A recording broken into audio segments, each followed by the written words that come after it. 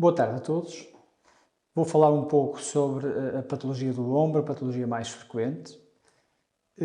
Vou tentar dar aqui um enquadramento anatómico para percebermos o que é o ombro. A articulação do ombro é constituída por que estruturas e falarei um pouco sobre patologia traumática. A patologia traumática é uma patologia aguda, mas também falarei da patologia da coifa dos rotadores, que apesar de poder ser de origem traumática, a maioria das vezes é de etiologia degenerativa e, portanto, é uma patologia mais crónica. O ombro é uma articulação muito complexa, é a articulação com mais capacidade de mobilidade no corpo humano. Isto acontece porque não há uma grande congruência óssea e permite que haja muita mobilidade. O preço a pagar é a propensão para a instabilidade, que é muito frequente. Para evitar isso, existem ligamentos que estabilizam esta articulação, como vemos aqui nesta imagem, são vários, os glenohumerais, o coracohumeral.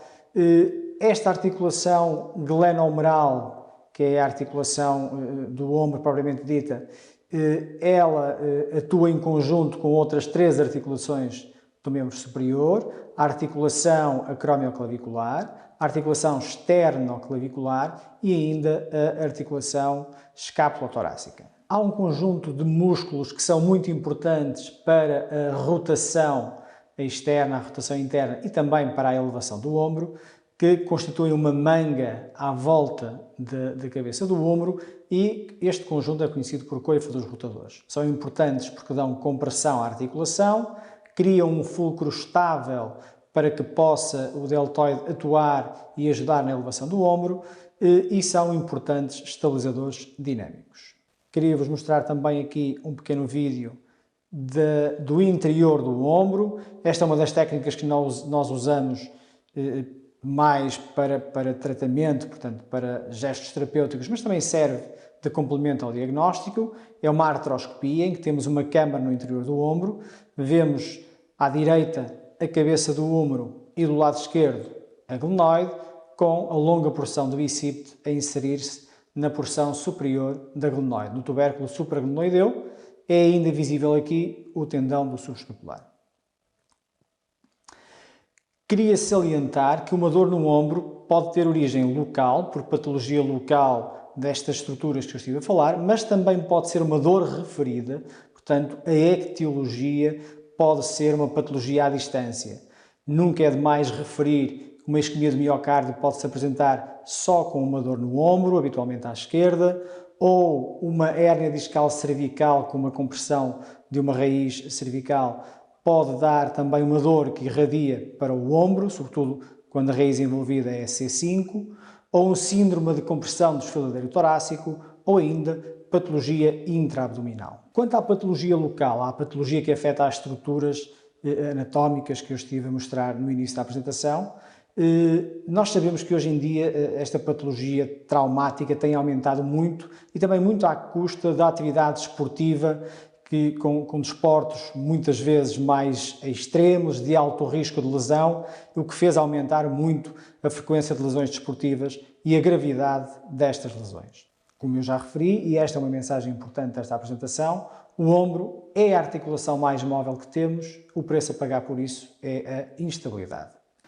A instabilidade do ombro, em termos clínicos, pode-se apresentar como uma luxação no ombro, como vemos aqui nesta imagem, em que o ombro esquerdo está com o seu contorno alterado por uma luxação anterior do ombro, pode haver apenas uma subluxação ou manifestar-se apenas por dor. O que é uma instabilidade do ombro? Quando temos um movimento excessivo, anormal, que causa sintomatologia. Quanto à classificação, ela pode ser anterior, que é mais frequente, posterior, inferior ou multidirecional. Quanto à evolução, pode ser aguda ou recidivante, e quanto à vontade, ela pode ser voluntária, como neste pequeno vídeo que eu mostro aqui, em que vemos que, por contração seletiva de alguns músculos, alguns pacientes têm esta capacidade de subluxar ou até mesmo luxar a articulação do ombro, e isto por contraponto com a luxação involuntária, que são as mais frequentes. A complicação maior quando existe uma luxação do ombro é a recorrência desta instabilidade, sendo que esta probabilidade de recorrência, de recidiva, está relacionada com a idade da primeira luxação. Quanto mais jovem o paciente, mais propenso está a ter novos episódios de luxação e ainda o tipo de desporto, em que desportos de contacto têm um risco maior. O tratamento, num primeiro episódio, é muitas vezes conservador. Havendo recorrência, por vezes é necessário tratamento cirúrgico. Há várias cirurgias descritas, uma delas é a operação de Bancar, em que se faz a reinserção do complexo capsulolabral anterior, tem uma taxa de recidiva um pouco maior, é uma cirurgia mini-invasiva, e ainda a operação de Latarjet, que é a cirurgia mais eficaz, sobretudo quando já há uma perda óssea associada à instabilidade do ombro, em que se faz uma transferência da apófise coracoide e uma fixação com 2 parafusos. Não esquecer que esta é uma patologia que não afeta só o jovem. Cada vez mais vemos que as pessoas têm interesse e gosto na prática desportiva e, portanto, a idade não é uma proteção para a instabilidade. Existem pacientes com mais idade que também têm instabilidade e têm uma apresentação que é diferente. Portanto, aqui há muitas vezes uma associação com rupturas do tendão da coifa dos rotadores. A luxação acromioclavicular é outra articulação do complexo do ombro que também é muitas vezes afetada por instabilidade. Esta imagem que eu já mostrei com os ligamentos que são importantes para a estabilização e que, por vezes, após um traumatismo, rompem. É uma lesão descrita desde a antiguidade. O próprio Galeno terá tido uma luxação acromioclavicular enquanto fazia o seu desporto favorito, a luta, e já Hipócrates salientava que é preciso haver alguma atenção, porque se as pessoas não estiverem bem preparadas, poderiam confundir uma luxação acromioclavicular com uma luxação do ombro, que são entidades completamente diferentes. São situações muito frequentes associadas ao desporto. A clínica é também muito específica, em que há dor na articulação acromioclavicular e pode haver uma saliência da clavícula que fica numa posição mais alta relativamente ao ombro. Aqui algumas imagens de raio-x, onde vemos à esquerda uma luxação acromioclavicular. Há uma classificação também para graduar a gravidade desta luxação e tentar orientar o nosso tratamento. O objetivo do tratamento é conseguirmos ter um ombro sem dor, com mobilidade completa e com força, que não traga qualquer limitação para o nosso paciente, e isto pode ser conseguido com o tratamento conservador, em alguns casos, e noutros casos com o tratamento cirúrgico. Qualquer osso que existe aqui ao nível da articulação do ombro pode também fraturar. O ombro, a clavícula, a omoplata podem ser sede de fraturas. Eu vou mostrar aqui as fraturas da clavícula, porque são realmente muito frequentes. É um osso subcutâneo, muito superficial e, portanto, muito propenso a fraturas. As fraturas do terço médio da clavícula são as mais frequentes. O mecanismo mais vezes envolvido é uma queda com a mão em hiperextensão e é muito importante pesquisar sempre se há lesões associadas. Aqui um caso em que foi necessário um tratamento cirúrgico. Muitas vezes o tratamento conservador é o mais adequado, para a maioria dos casos até, mas há alguns casos particulares em que o tratamento cirúrgico é importante e uma das opções é o que vemos nesta imagem, uma fixação com placa e parafusos após a redução. Passarei então a falar da patologia da coifa dos rotadores. Há aqui um contínuo entre uma tendinopatia em que começa a haver uma degeneração do tendão, que pode evoluir para uma ruptura parcial do tendão, e o estadio último será então a ruptura total de um destes tendões.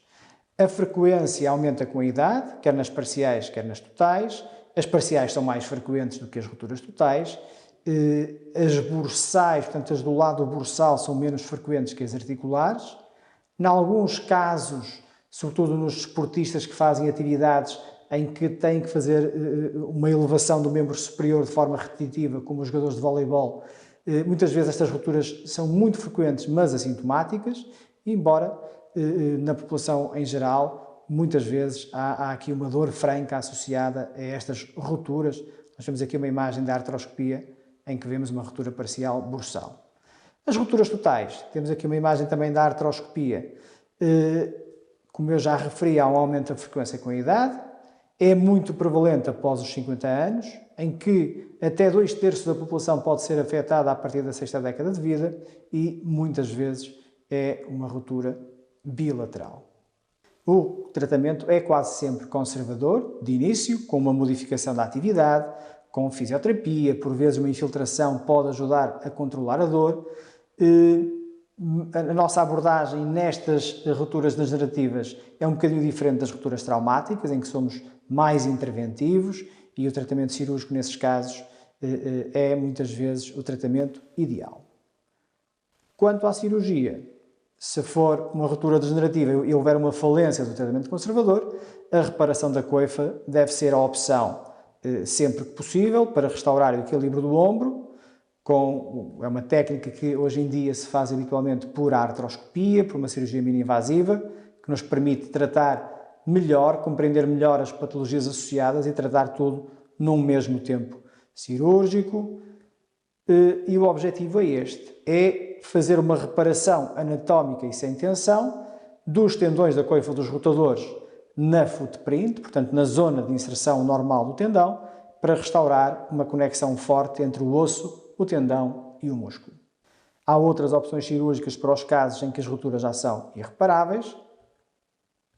E era isto que eu tinha então para falar sobre a patologia do ombro. Falei sobre algumas patologias, haverá mais oportunidades para abordar outras patologias que podem existir e de seguida vamos ouvir também os meus colegas, o Dr. Carlos Macedo, radiologista, em que falará um pouco sobre os exames de imagem para a avaliação da patologia do ombro.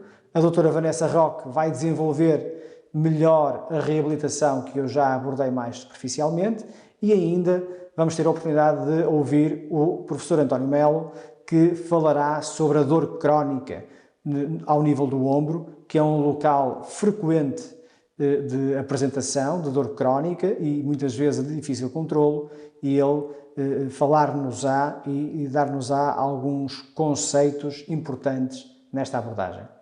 Muito obrigado e foi um prazer.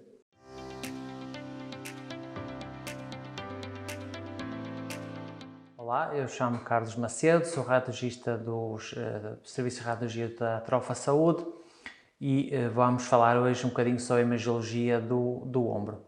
Para estudo do ombro pode utilizar-se essencialmente 4 técnicas de imagem: a radiologia convencional do raio-x, a ecografia, a tomografia computadorizada e a ressonância magnética. Os métodos de imagem são frequentemente utilizados em conjunto, vários métodos na mesma pessoa.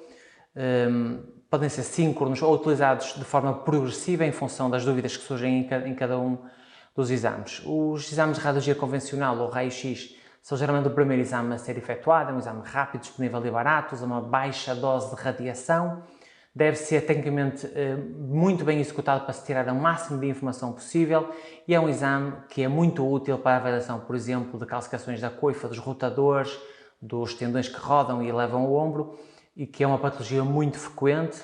Também fornece uma informação anatómica e articular importante, de forma muito global. É útil também para avaliar trauma e tumores ósseos, mas, como todos os exames radiográficos, é muito limitada para avaliar tendões, ligamentos ou cartilagens. De qualquer das formas, eu trouxe aqui alguns exemplos. Como podemos ver na imagem do canto superior esquerdo, vemos uma calcificação da coifa dos rotadores, chamada tendinite calcificante, que é, como eu disse, uma patologia muito comum e o exame radiográfico é mesmo muito útil.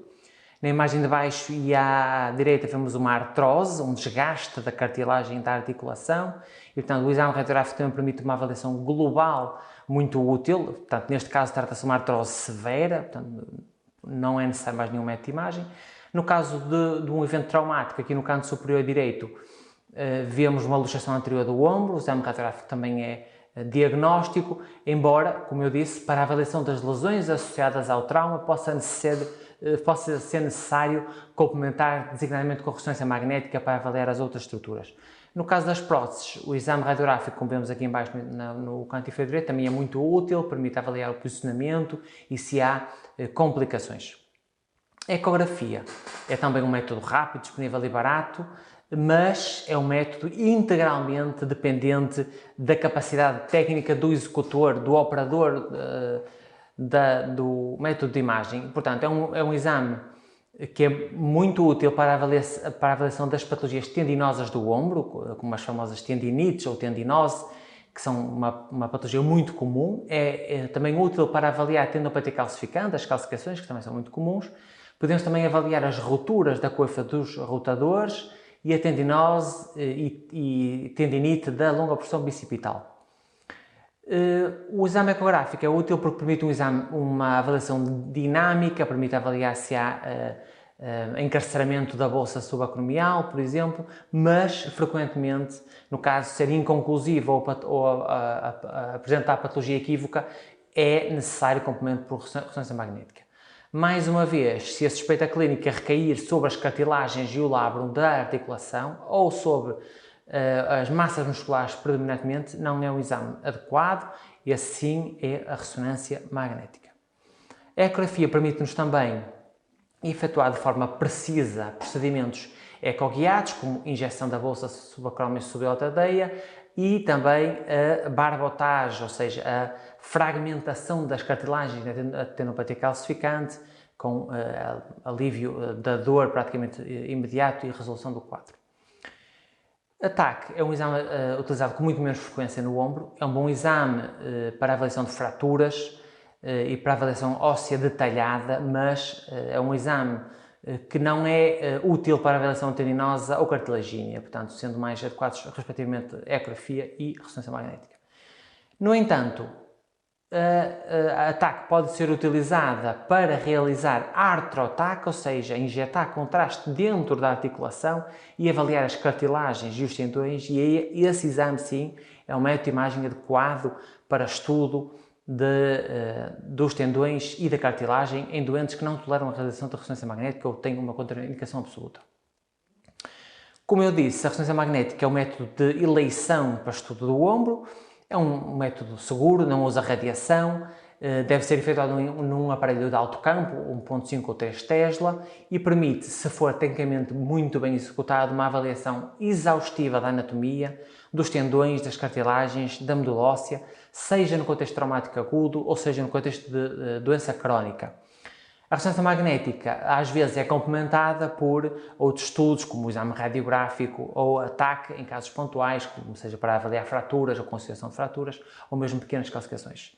A ressonância magnética tem uma vantagem sobre todos os outros métodos que permite avaliar lesões complexas, lesões simultâneas, permite distinguir lesões agudas de lesões crónicas. É de facto um exame extraordinário para a avaliação do ombro. A ressonância magnética, como eu disse, é um exame seguro, tem poucas contraindicações absolutas, alguns casos de implantes, como implantes trocleares, sendo que a contraindicação relativa mais frequente é a claustrofobia, pessoas que não toleram espaços fechados, como podemos ver na imagem. Esta pessoa tem este aparelho colocado junto ao ombro, que a gente chama antena, e depois é colocada dentro do túnel. E, portanto, muitas pessoas têm dificuldade em fazer o exame. E, portanto, nessa circunstância, nós fazemos primeiro uma sedação consciente, apenas um sedativo ligeiro, com diazepam, e em casos mais drásticos fazemos mesmo sedação anestésica e, portanto, é sempre possível fazer uma ressonância magnética do ombro em pessoas claustrofóbicas. Em casos selecionados, administramos contraste endovenoso, que é um contraste paramagnético, um contraste seguro e são rastreados fatores de risco para alergia ou complicações. Como podemos ver aqui nestes casos, vemos que a ressonância magnética permite um detalhe anatómico exaustivo, permite avaliar todas as estruturas musculares, tendinosas, cartilagíneas e permite avaliar com rigor a existência de roturas ou, se não existe rotura, se existe tendinopatia ou outra patologia dolorosa do ombro. A ressonância magnética pode também, como a TAC, ser complementada por artrografia, injeção intra-articular de contraste na articulação e depois fazer-se uma ressonância magnética para a avaliação mais detalhada das cartilagens e dos tendões em casos muito selecionados, sendo que esta gestão é feita pelo ortopedista do doente. E era isto que eu tinha para dizer hoje. Obrigado pela vossa atenção.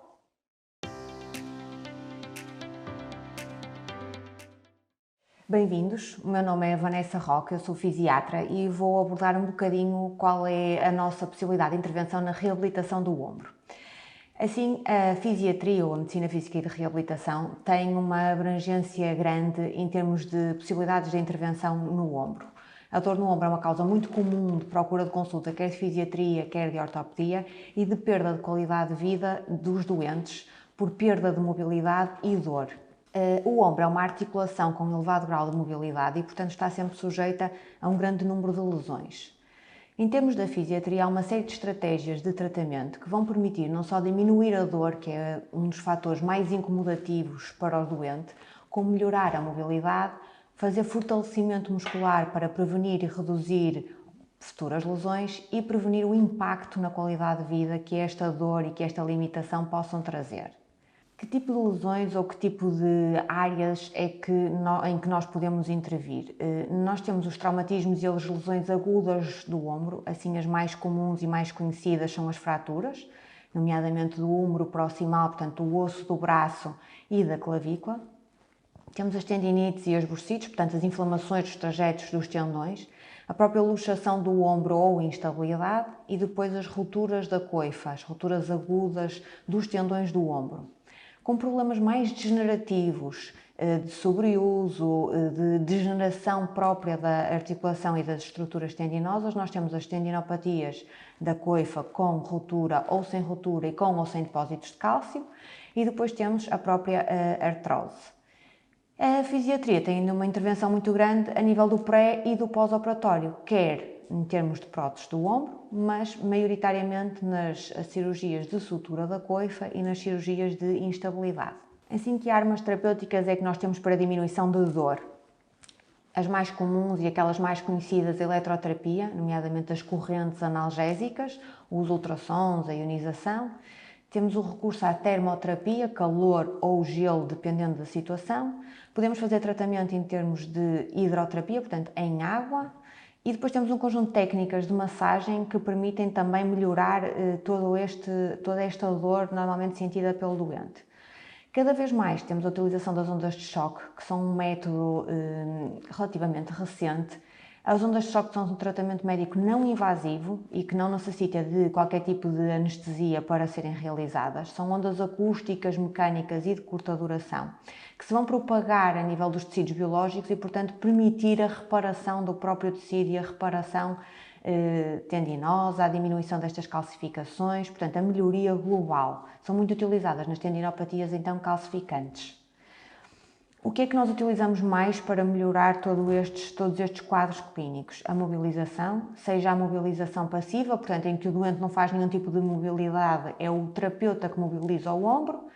A ativa, em que é o doente que faz a mobilização, ou a ativa assistida, em que há uma ajuda do terapeuta. E depois temos os ensinos de automobilização para o doente fazer. Portanto, é o próprio doente que se vai automobilizar e que vai repetir estes exercícios em casa. Muito importante também é fazer fortalecimento muscular, não só de todos os músculos diretamente envolvidos na mobilização da própria articulação do ombro, mas também daqueles músculos que estão à volta, digamos assim, da omoplata e que são músculos de estabilização muito importantes. Há diferentes tipos de exercícios, com diferentes intensidades, dificuldades e que são adaptados às diferentes fases dos programas de reabilitação. E em termos do ombro, e nomeadamente nos pós-operatórios, nós temos programas de reabilitação extensos, muitas vezes entre 4 a 6 meses, e portanto este programa vai progredindo e vai se intensificando para melhorar realmente a condição do doente.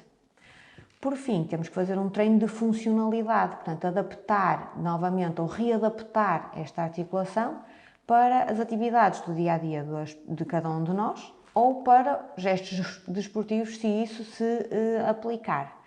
Ensinar o doente a fazer alongamentos e a fazer manutenção também em casa, que é muito importante. Depois de uma lesão conseguirmos, e depois de um período de tratamento, conseguirmos que, quando o doente tem alta, tenha uma manutenção também no domicílio.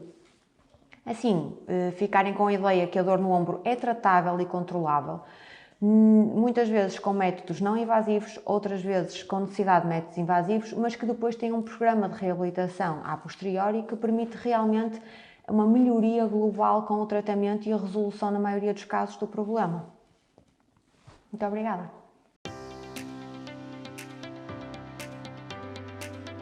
Boa tarde.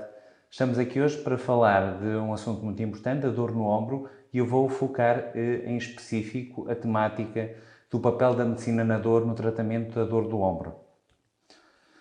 A dor é um sintoma importante, é essencial porque nos permite alertar e tem uma função de proteção para quando alguma coisa está errada. No entanto, muitas vezes é um sinal de disfunção.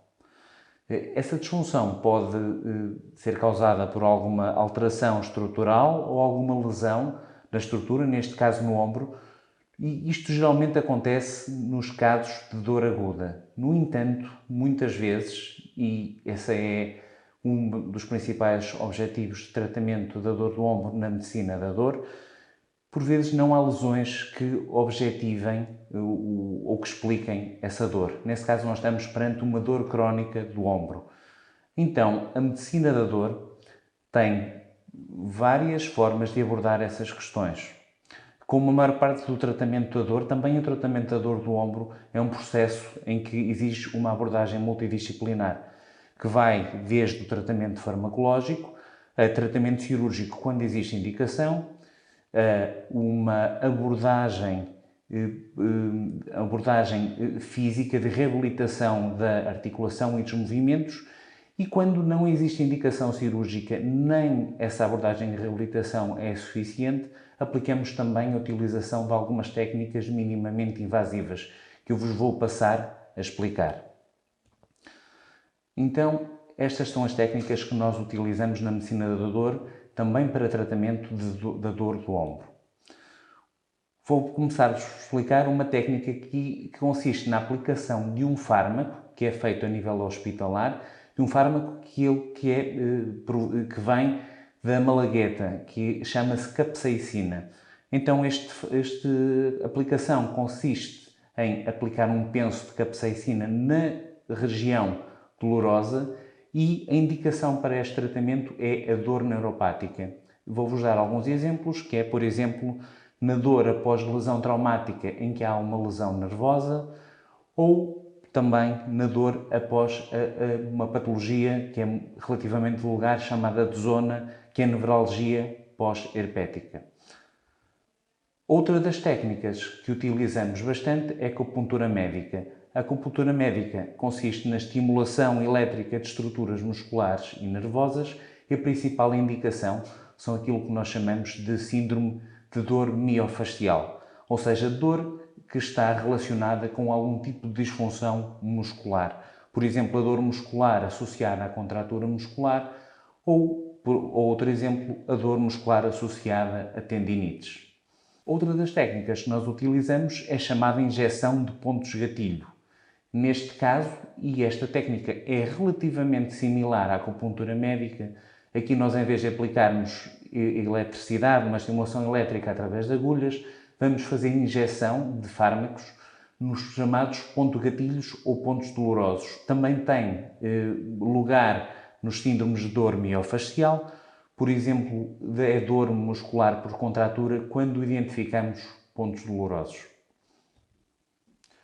Depois, mais focado na região do ombro, nós temos tratamentos específicos para nervos importantes desta região. O nervo principal que inerva as estruturas do ombro chama-se nervo supraescapular. Então nós temos técnicas específicas. Uma delas é o bloqueio do nervo supraescapular. Isto consiste na aplicação de fármacos que vão anestesiar este nervo e para termos, isto pode ser um procedimento diagnóstico, para vermos se anestesiando este nervo temos alívio deste quadro doloroso, ou pode ser também ele próprio um procedimento terapêutico.